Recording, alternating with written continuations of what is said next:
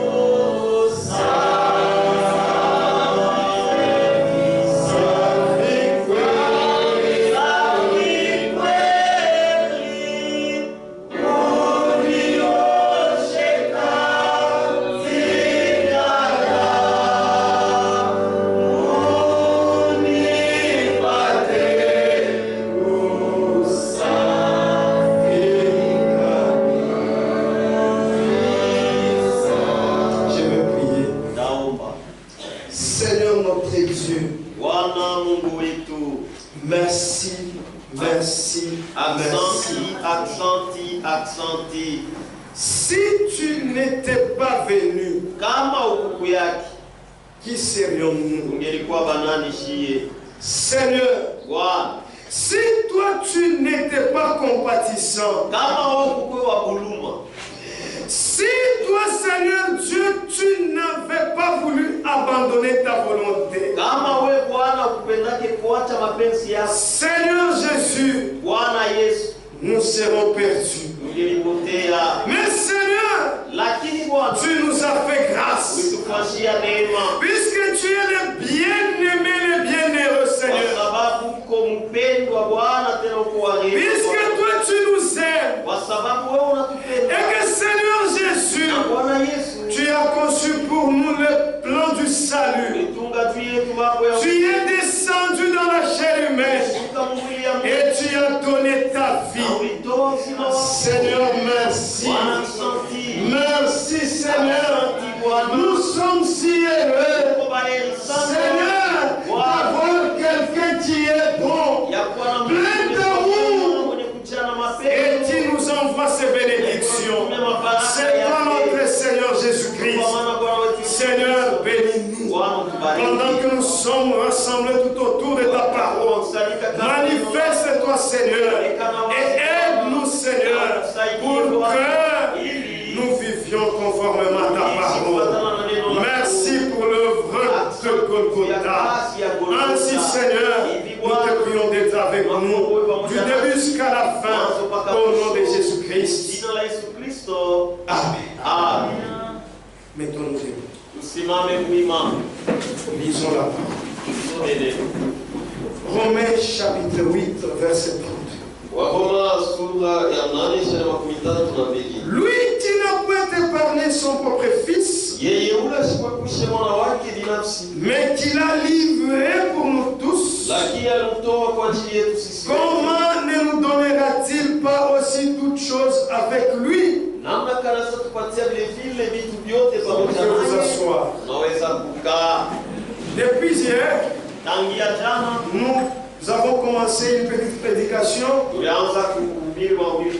intitulée Toutes choses. Ou encore, nous possédons tout en Jésus-Christ. En parlant de ce sujet, hier nous avions dit que Dieu nous a donné son amour et nous l'a témoigné. Comment? En descendant et en se livrant lui-même pour vous et pour moi. Pourquoi? Pour que nous recevions le salut, pour que nous recevions le pardon, pour que nous recevions toutes choses. Que Dieu bénisse. Il nous a aimé le premier. Il est venu nous suivre en nous sauvant, en acceptant la mort de la croix. Or, la mort de la croix, c'est une malédiction, puisqu'il est écrit, maudit quiconque est pendu au bois. Mais il s'est fait malédiction pour nous. Lui qui n'a point péché. Que Dieu vous bénisse. Christ n'avait rien de péché. Mais c'est nous qui étions coupables. Nous qui ne marchons pas dans sa volonté. Nous qui fûmes idolâtres. Il est descendu et nous a suivis dans ses péchés. Et il s'est fait pécher pour que nous soyons purs, pour que nous soyons sanctifiés, pour que nous soyons sans condamnation. Que Dieu vous bénisse. bénisse. On peut lire cela. C'est dans Galates. Galates chapitre 3. Galates 3. Verset 13. Christ nous a rachetés de la malédiction de la loi. Étant devenu malédiction pour nous, car il est écrit, maudit est quiconque est pendu au bois. Que Dieu bénisse. On compte verset 14.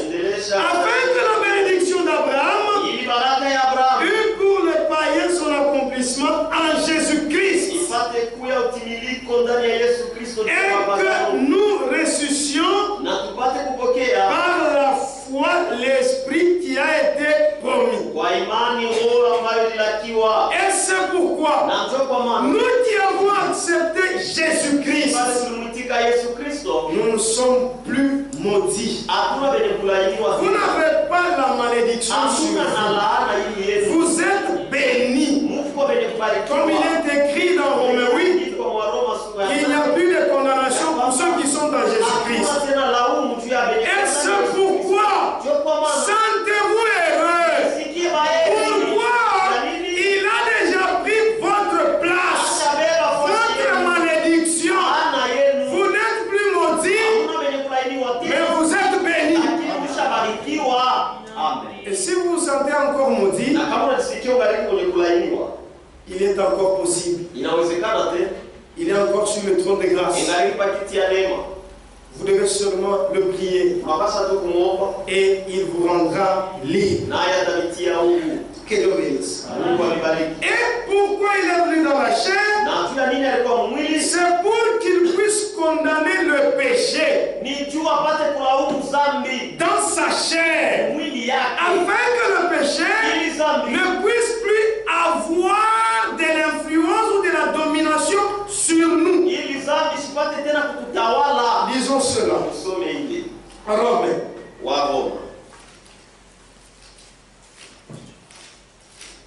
Rome chapitre 1.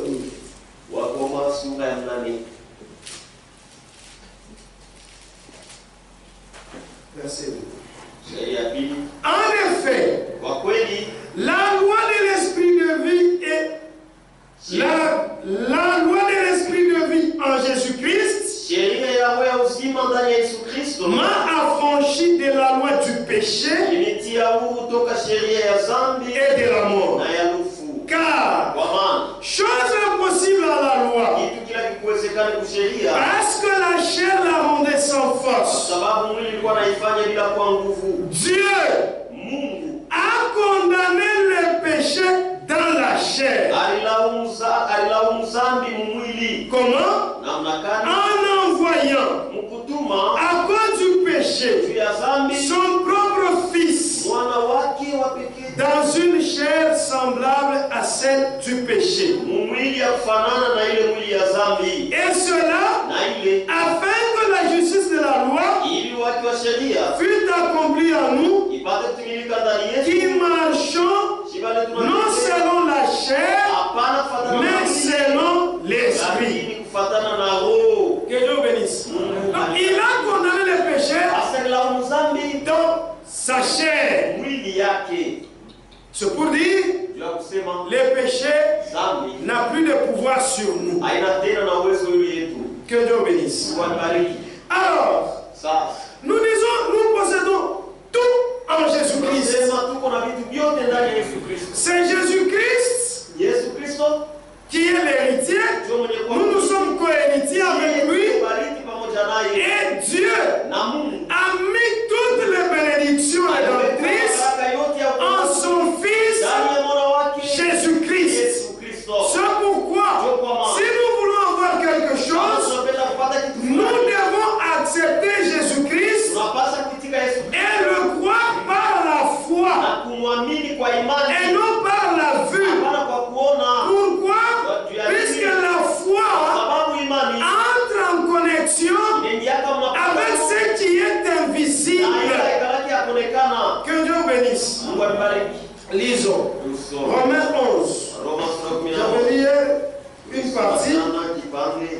Continuons. 35 à 36. Qui lui a donné le premier? Pour qu'il ait à recevoir en retour.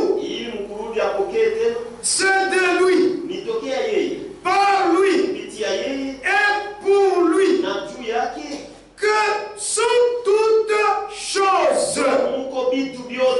Toutes choses sont en Jésus-Christ.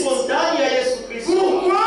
Puisque c'est de lui, nous recevons de lui, par lui, celui qui nous le donne, et pour lui, même lorsque nous recevons, nous devons utiliser cela pour sa gloire. Que Dieu bénisse. Puisque vous avez reçu, et vous faites de cela ce que vous voulez. Non, mais quand vous recevez de lui, faites aussi de ce que vous avez reçu de lui sa gloire. C'est de lui, par lui et pour lui que sont toutes choses. À lui la gloire dans tous les siècles. Amen. Que Dieu bénisse. Maintenant, est-ce que nous avions mérité le salut? Christ, comme il est écrit dans Jean 3, nous avons dit hier, que Dieu a tant aimé le monde qu'il a envoyé son Fils unique, afin que quiconque croit ait la vie éternelle. Oui, c'est vrai. Mais nous ici, nous n'étions même pas dignes. Puisque c'est seulement lui qui est digne. C'est seulement lui qui mérite réellement tout. Mais nous avons seulement trouvé grâce à ses yeux. Et il a accepté de suivre un méchant pour que ce méchant-là puisse avoir le salut.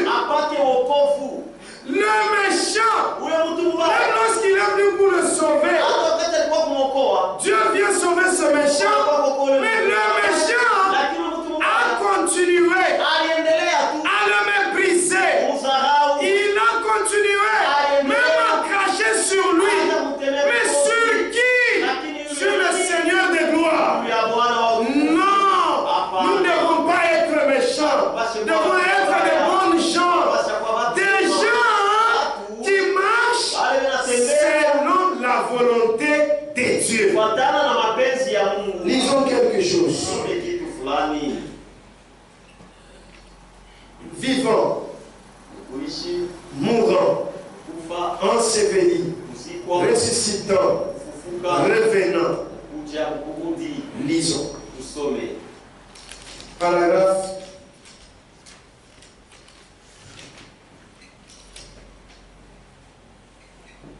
14.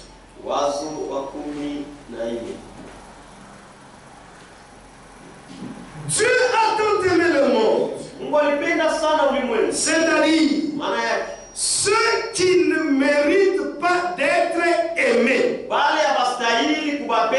Que Dieu bénisse. Donc, il a tant aimé le monde, c'est-à-dire nous ne méritions pas qu'il puisse nous aimer. Dieu a tant aimé le monde, c'est-à-dire ceux qui ne méritent pas d'être aimés, qu'il a donné son Fils unique, afin que quiconque croit en lui ne périsse point, mais qu'il ait la vie éternelle. Maintenant écoutez au paragraphe 21. La façon dont Dieu s'est représenté lui-même en Jésus-Christ a montré ce qu'il a fait pour toute la race humaine. Il a exprimé son opinion à la race humaine. Pardonner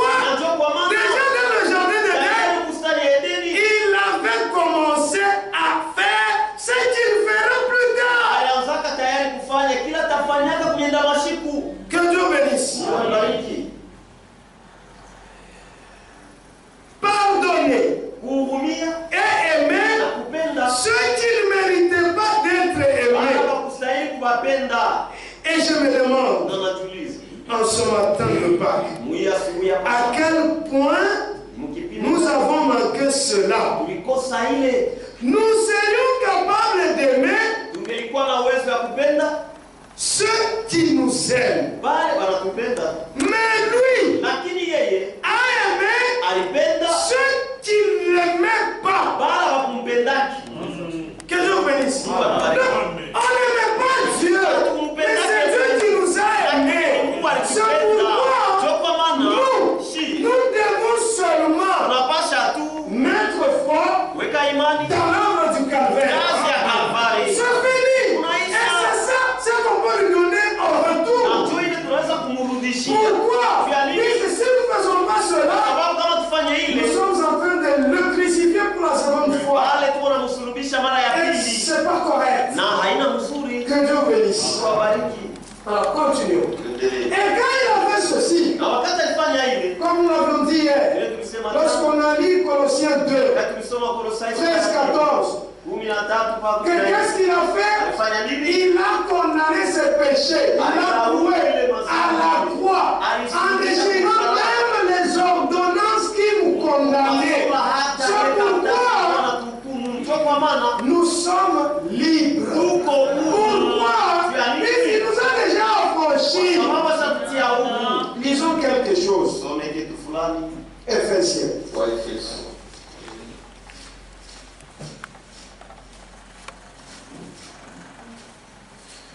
Éphésiens chapitre 2.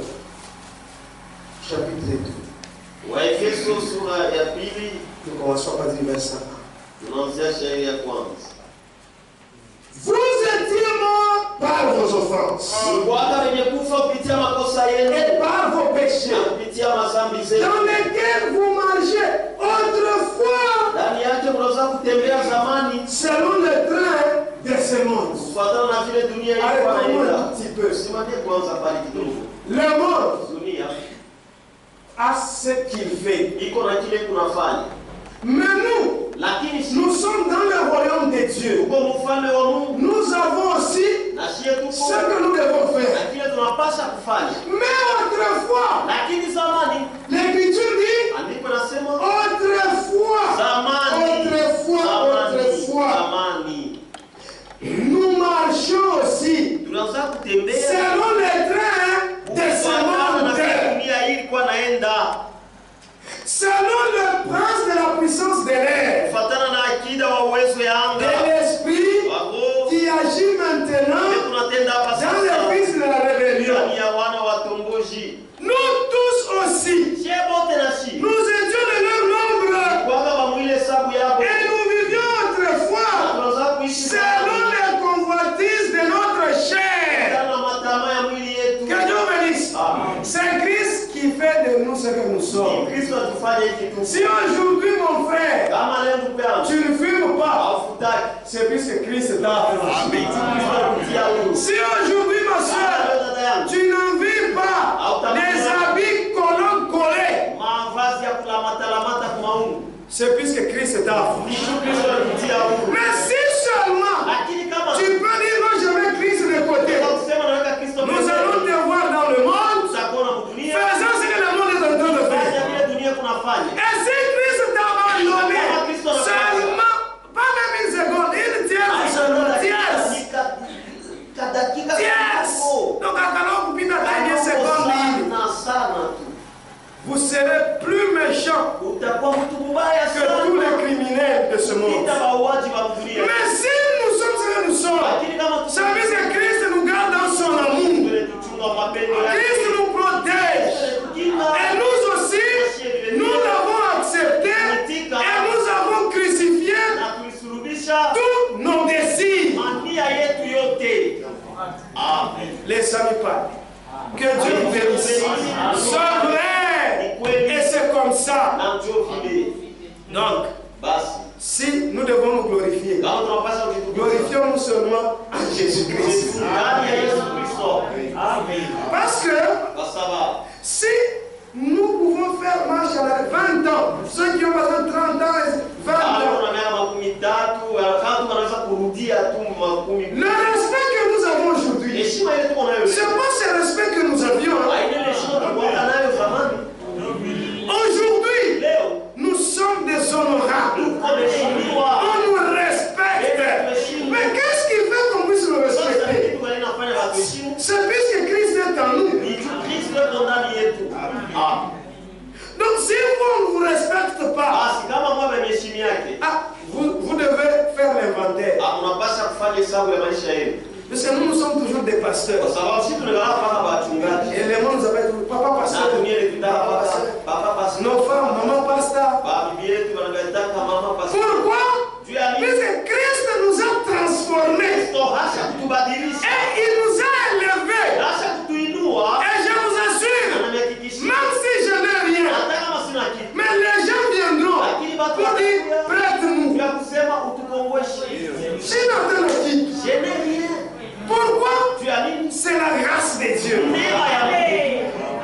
Que je puisse en avoir. Que je ne puisse pas en avoir. Je resterai le même. Et d'ailleurs, pour un enfant de Dieu, lorsqu'il trouve quelque chose, il doit davantage descendre. Il doit davantage s'humilier. Il doit davantage considérer les autres étant au-dessus de lui. Amen. Que Dieu vous compte. Et ça, c'est seulement pour ceux qui sont passés par Golgotha. Voyez dans le monde ici, lorsque quelqu'un dit seulement $1000, un avion, si c'est un buveur d'alcool, il va dans des bars, on m'avait raconté une histoire. Il se tient debout jusqu'à ma taille. Mais nous, lorsque nous trouvons, quand Dieu nous donne quelque chose, la première des choses, nous disons quelle est sa part. J'enlève sa part. Je me pose une autre question. Parmi les frères qui sont tout près de moi, parmi les frères, à qui vais-je donner quelque chose? Dieu m'oriente, me dit donne la terre. Je prends, je lui donne. Et après, je dis, mais les enfants doivent aussi se réjouir. Allez, bébé, la sucrée. Allez, ouais, maman, mais vous, mon frère, si jusqu'aujourd'hui, vous prenez votre argent et vous le donnez aux prostituées, vous êtes maudits. Il a ma kuta, vous nous l'aidez, afin de construire avec. Amen. Quand tu te déverses dans le monde là, tu n'entends pas ta main tu en auras de ton sort. Vous êtes en bonne santé. Tu es allé en bonne santé. Tu vas y retourner mélaindre. Vous êtes en maladie. Et après tu viendras pour compris pour toi. Ok. Ok. Frère, c'est le moment. C'est le moment. Il n'y a plus de temps. Je sais que c'est dur. Mais ce message doit être prêché ainsi. Puisque c'est destiné à un groupe bien spécifique. C'est-à-dire le groupe des élus. Attendez que je dise quelque chose. Ça, c'est frère Franck qui le dit. Laissez-moi vous le lire. Voilà.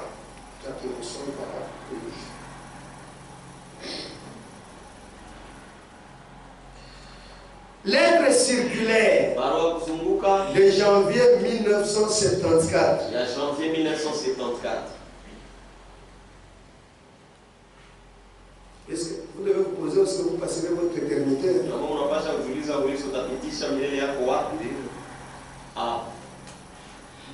Page 1. Un peu là en bas. Il n'a été demandé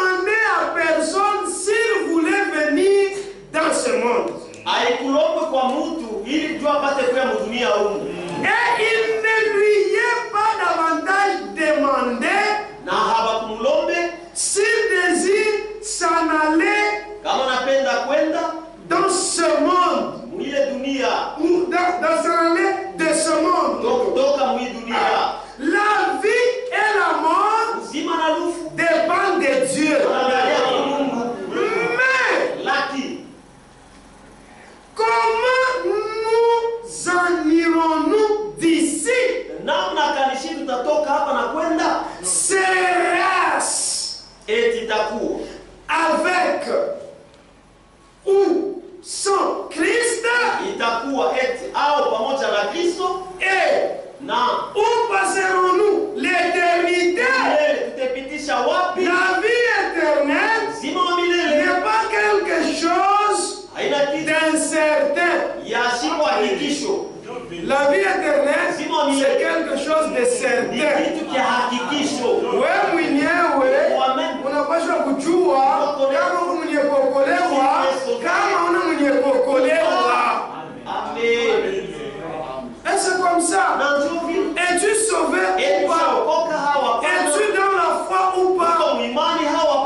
Toi-même tu as la réponse.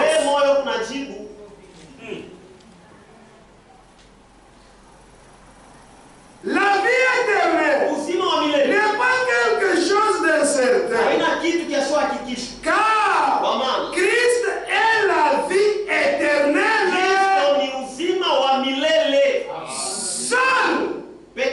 Seul celui qui l'a reçu dans la foi possède la vie éternelle. Oh, c'est ça le plus grand don de la vie. Nous prédicateurs, nous partageons cette vie éternelle comme si c'était des graines d'arachide. Que Dieu nous aide. Que Dieu nous aide. À chaque fin d'année, nous nous arrêtons un moment et reposons aux bonnes comme aux mauvaises choses qui nous sont arrivées. Nous demandons si nous avons été en bénédiction aux autres. Maintenant faisons l'inventaire. Depuis 2024, sommes-nous en bénédiction aux autres ou malédiction? Chacun a sa réponse. Ce que tu fais prouve si c'est la bénédiction ou la malédiction. Je continue. En tant que croyants, nous nous demandons si nous pouvons subsister devant la face de Dieu. Ça c'est un incroyable. Mais nous nous posons, Seigneur, ce que je fais ici, c'est conforme à ta parole ou c'est pas conforme à ta parole? Peux-tu résister devant Dieu? Pourquoi l'a-t-il? Tu as la réponse. Quant à notre manière de faire, cependant, c'est en tout temps que nous devrions avoir l'habitude de nous éprouver nous-mêmes. Car le Seigneur pourrait nous enlever à l'improviste. Que ce soit ensemble ou individuellement. Et c'est comme ça que les choses sont. Donc, Christ va venir pendant que nous sommes réunis ici. Tout comme pendant que nous reportons chez nous. Et n'oubliez pas, il a dit deux étaient dans le lit, l'un fut enlevé, d'autres dans le champ, l'un prit. Maintenant, posons-nous la question. Nous les mariés, il dit il y a des nains, il va mais pour un enfant de Dieu, il dira c'est moi qui irai. La femme aussi dira c'est moi qui irai. C'est pas un problème. Puisque le problème de la foi, c'est chacun Maintenant, je descends. Page 2. Page 2. En ce temps-ci, nous ne nous attendons pas à un réveil mondial qui réunit de grandes foules. Mais bien à une puissante vivification de l'épouse.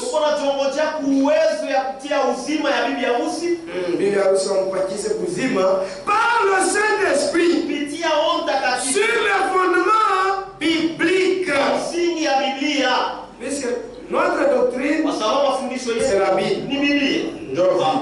C'est ça. L'église du Seigneur doit être pénétrée de la nature de Jésus, remplie de son amour et revêtue de sa force. Que Dieu bénisse. Il continue. Beaucoup acceptèrent la justification par la foi, mais déjà moins de personnes suivirent la sanctification opérée par le Saint-Esprit. Le nombre de ceux qui expérimentèrent le baptême du Saint-Esprit était encore plus restreint. Voilà maintenant que là que je tendais. Et le message du temps de la fin. Suivez bien. Vous qui supportez cet évangile. Parce que dans les dénominations, si on prêchait comme ça, l'église va se déchirer. C'est-à-dire, les gens vont partir. ils ne nous laissent pas libres. Mais nous sommes des prisonniers de Christ. Amen. Et le message du temps de la fin. Alléluia. Amen. Mais sera reçu que par le reste des enfants de Dieu. Le petit troupeau sur lequel repose l'approbation de Dieu. Ils écoutent et prennent garde à ce que Dieu dit à son peuple par la révélation de l'Esprit. Et c'est un prédicateur. Il doit chercher quelque chose à venir donner au peuple de Dieu. C'est ça le travail d'un prédicateur. Et quand Dieu lui donne quelque chose, il vient maintenant avec ça. Et quand il prêche, quand je suis en train de prêcher, je crois que c'est Dieu qui ne veut que ça soit ainsi. Puissions-nous être trouvés dignes dans cette dernière génération d'échapper à tout ce qui doit arriver sur la terre afin de subsister devant le Seigneur. Que Dieu bénisse. Donc, cette parole que nous prêchons à des gens prédestinés à l'écouter et mettre aussi cela en pratique. Que Dieu bénisse. Alors, c'est par la puissance de Golgotha que nous sommes rendus libres. Cette puissance nous fait passer de la mort à la vie. C'est comme ça. Donc, nous sommes passés de la mort à la vie. Et je vous dis, frères et sœurs, ça c'est un témoignage d'un professeur. Un professeur d'université. Nous étions dans l'auditoire et il a dit, ma soeur, tenez bon lorsque vous êtes à l'école. Il a dit ceci. S'il y a des filles sérieuses, ce sont des filles du tabernacle.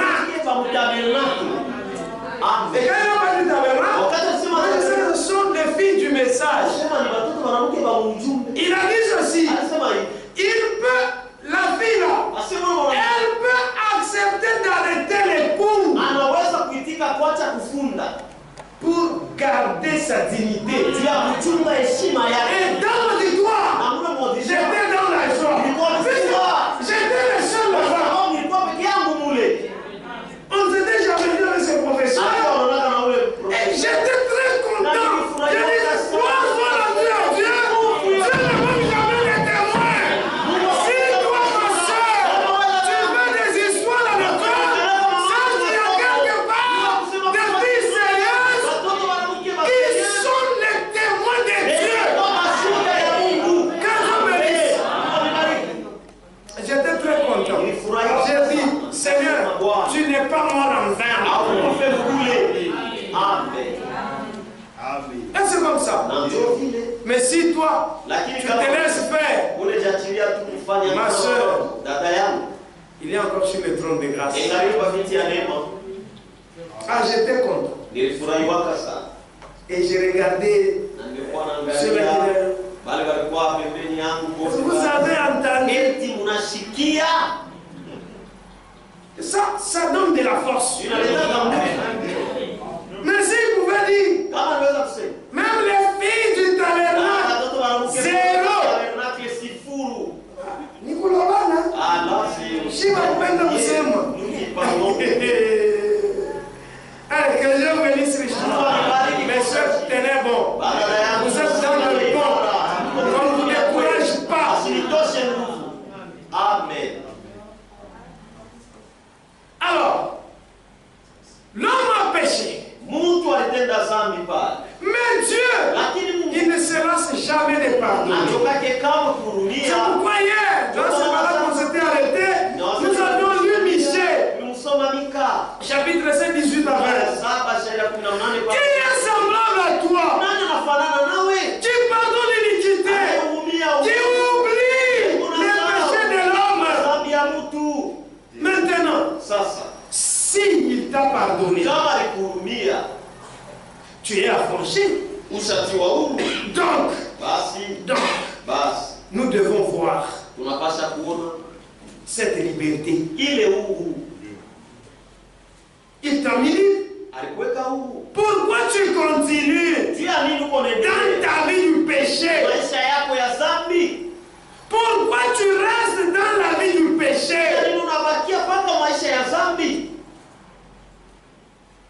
Tu dois sortir de là. Galates.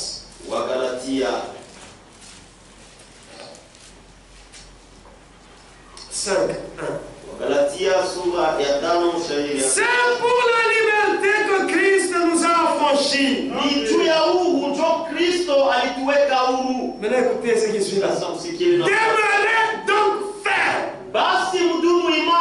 Et ne vous laissez pas mettre de nouveau sous le joug de la servitude. Christ est déjà mort pour toi. Mais tu dois être libre. Demeure ferme. Ne sois plus sous sa servitude. Que Dieu bénisse. Verset 5. Pour nous, c'est de la foi que nous entendons par l'esprit, l'espérance de la justice. Car en Jésus-Christ, ni la circoncision, ni l'incirconcision n'a de valeur. Mais la foi qui est agissante par la charité. Mais ma peine est quoi? Où est l'amour?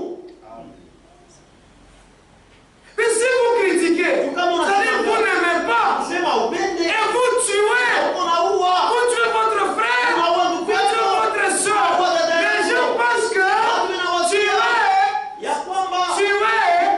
c'est seulement prendre le couteau et gorger quelqu'un. Même son influence, vous l'avez tué. Mais son père n'est pas content. Attendez que je vous dise quelque chose. Tu connais toutes choses. Tu connais toutes choses. Unajua vitu vyote. Page 12, paragraphe 29. Kurasa 12. Prêché le 16 juillet 1950. Kuhubiriwa le 7 juillet 1952. Le 16. Le 16 juillet 1952. Paragraphe 29. Wazo makumi mbili na kenda. Et lorsque vous parlez les uns des autres, Na wakati mnasemeana pamoja na wengine, et que vous dénigrez un autre chrétien, na mnasahau Mkristo mwingine ou quelque chose comme cela, au kitu kimoja hivi, souvenez-vous, kumbukeni, vous faites du mal à Dieu. unamtendea Mungu Alors, mabaya. c'est pas kusema bwana mtendea bwana mkosea wale Mungu mwenyewe bwana tenda. Kitu yesa en train de Mais à Dieu. lakini ni Mungu. Pourquoi Dieu? Puisque ce chrétien-là est une partie de Dieu. Pande ya Mungu. Si Dieu n'a pas tué Sarah, Kama Mungu asikuwe Sara, quand elle avait ri, wakati et alicheka, quand Dieu a dit Sarah a ri, anasema Sara anacheka. Sarah a refusé. Na Sara anakataa. Elle a nié cela. Akakataa. Mais Dieu pouvait la tuer là, Mungu pale pale. sur place. Pale pale. Mais Lakini elle n'a pas été tuée puisqu'elle était une partie d'Abraham. Je vous lirai cela. amesomea ile. Vous faites mal à Dieu. Unamtendea Mungu mabaya. Eh bien, sawa. vous pouvez parler de moi Unaweza autant que vous voulez. Ile mnapenda. Mais laissez mes enfants tranquilles. Watoto yangu Moi, badala tu moi. Moi d'abord pas. Ils sont moins de mamans. c'est vous qui avez qui êtes problématique. Mtoto wanampiga kule. On a frappé l'enfant là-bas. Voyez comment vous réagissez. Regardez vile J'ai mnacheka. vu le manque. Ça vous fait toujours mal. C'est comme ça que ça fait mal à Dieu. Lorsque vous êtes en train de critiquer son enfant. Manda mtoto yake. Batemi, on va me voir aujourd'hui. Mataniona leo. Est-ce qu'il va même accompagner ma maternité? Etanisindikisa maternité? Oh. Mais wewe kama unaweza kutetana. Aukumbuka sema na yeye ule kuna teta. Alizalika kwa maternité ya Mungu. A aussi été né dans la maternité de Dieu. Soyons des chrétiens. Plaisons à Dieu. C'est le temps lequel, un temps qui nous est donné, que nous devons plaider avec notre Dieu pour qu'il nous aide. Et il n'y a plus de temps. Agissons comme des chrétiens.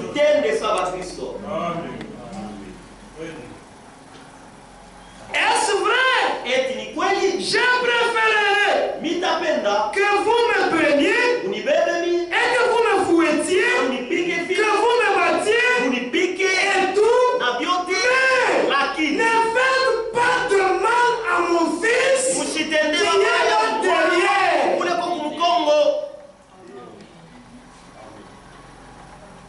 Comment on appelle mon tête à le monde? Si tu veux critiquer cet homme-là, Si on critique Dieu, mais critique Dieu alors. Dieu arrive à chez moi, vous critiquez Dieu, mais tu critiques son enfant. Mais lui te dit quand on a critiqué Parce notre que poste, tu critiques son ou qu'on enfant, a tenu à ma paille, tu lui fais du mal. revenons à Dieu. Humilié pour moi.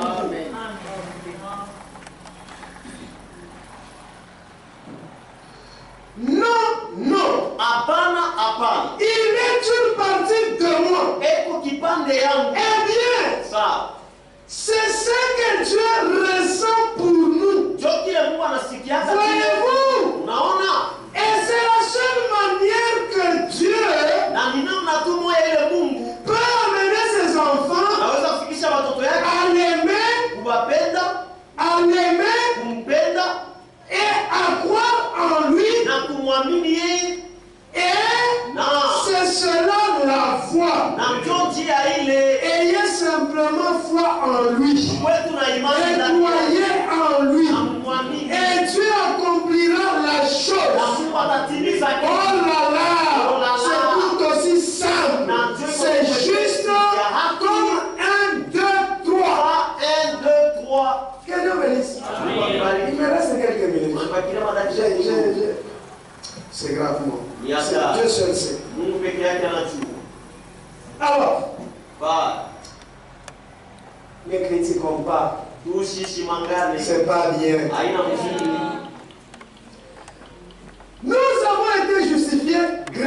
Ulihesabiwa haki kwa bure. Gratuitement. Même aujourd'hui, il est encore là. Si tu as un péché qui te trouve, sans toi pardonner, Christ est là. Mais seulement la foi en Jésus-Christ. Je vais chuter par ceci. Frère Branham avait un problème. Un problème qui l'avait tellement tourmenté. Alors, il voulait même fuir. C'est un problème d'impôt. Il devait payer l'impôt. Alors l'État l'avait tellement poursuivi. Et il dit à sa femme,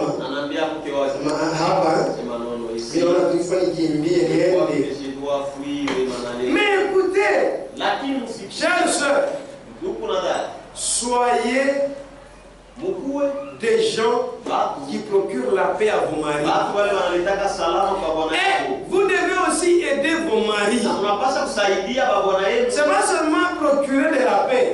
Non, les aider aussi. L'autre a aussi ses défauts. Mais tu peux l'aider. Mon mari, regarde ça. Tu ne peux pas faire ça. Cela n'acceptera pas sur place. Mais tu le verras, c'est par l'action. Quand il agit, selon ce que tu lui avais dit, tu comprends déjà qu'il a accepté mon conseil. Que Dieu bénisse. Alors, que je lise seulement. Que je lise. Toutes choses. Paragraphe 19.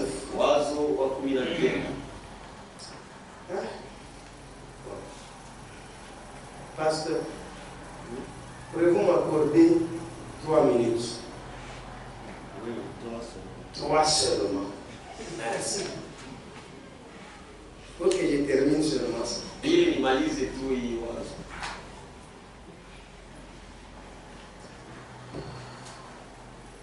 Paragraphe, bon, je commence par le paragraphe, le 17e paragraphe à la fin.